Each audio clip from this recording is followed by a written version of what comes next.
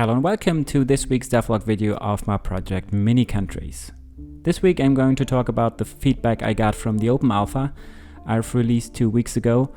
I've already added some nice suggestions you've made, which I'm going to show you, and I have created some new models and improved existing ones with some animations. So let's start the video after the intro.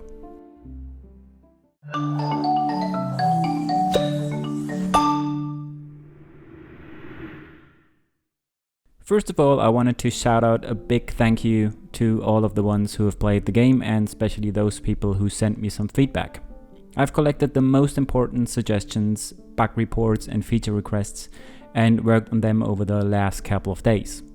If you want to try out the alpha, you have time to test it until Friday, when the alpha will end.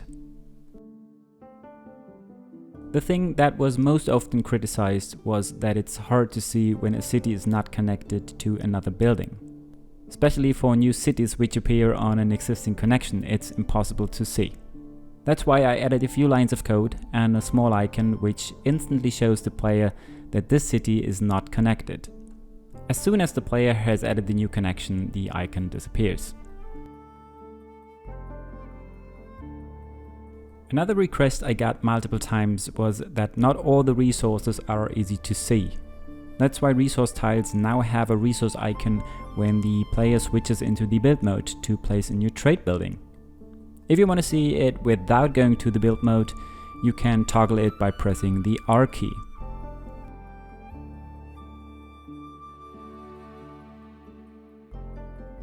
There was one thing which causes a bug.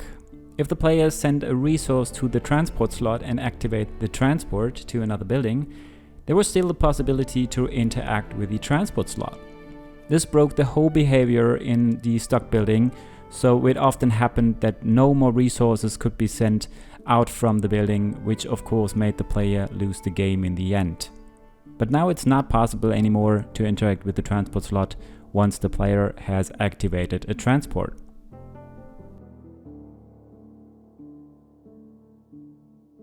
I also worked on some features not quite related to the game.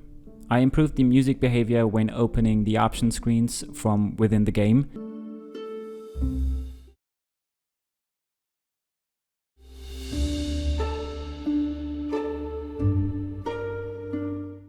And I also improved this settings screen.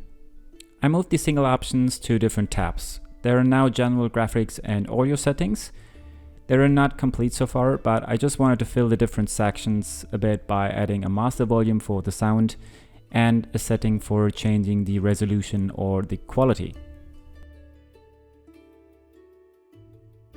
Moreover, I added a lot of new models. I was able to complete all the city models when the player upgrade them to either a worker or a science city, but I will only show you one model, so you still have some surprise when you're playing the game in the end.